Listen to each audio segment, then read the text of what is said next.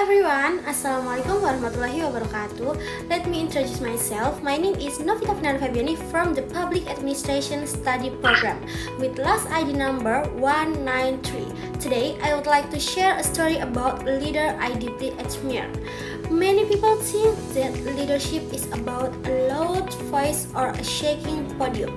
But today, I want to introduce you to a figure who led with books, simplicity, and rugged integrity. He wasn't just the proclamator's companion, he was the conscience of this nation. This is the story of Muhammad Hatta, the bookworm who brought Indonesia to independence through logic.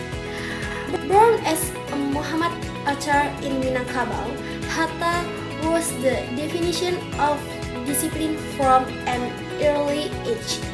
Did you know, while studying in the Netherlands, he led independence movement while still finishing his studies on time.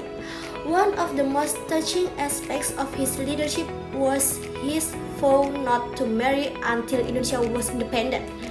For Hatta, love for his country was a non-negotiable priority. He showed us that a leader must be finished with their own personal desire before managing others.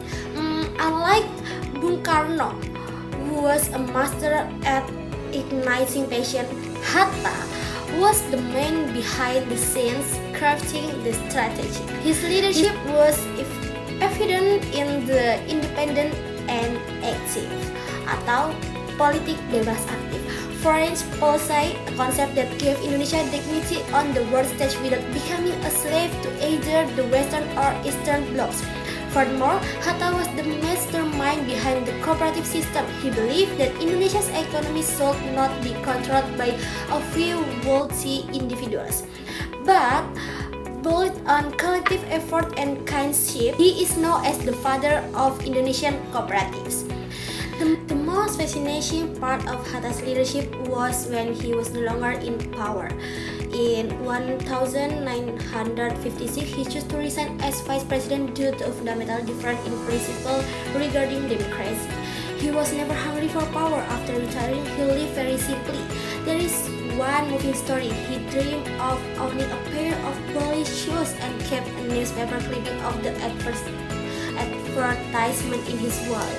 However, until the end of his life, his savings were never enough to buy them because he refused to use state facilities or accept bribes. This is the kind of leader we miss, one who places ethics above personal interest.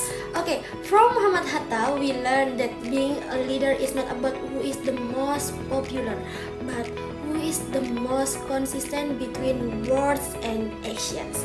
Leadership is not about facilities, it is about devotion. So, after looking at Bung Hatta's profile, do we still dare to call ourselves leaders if we still frequently ignore honesty? Okay, thank you for watching. Let us continue to carry the flame of Hatta's integrity. Apologize me for all my mistakes. Wassalamualaikum warahmatullahi wabarakatuh.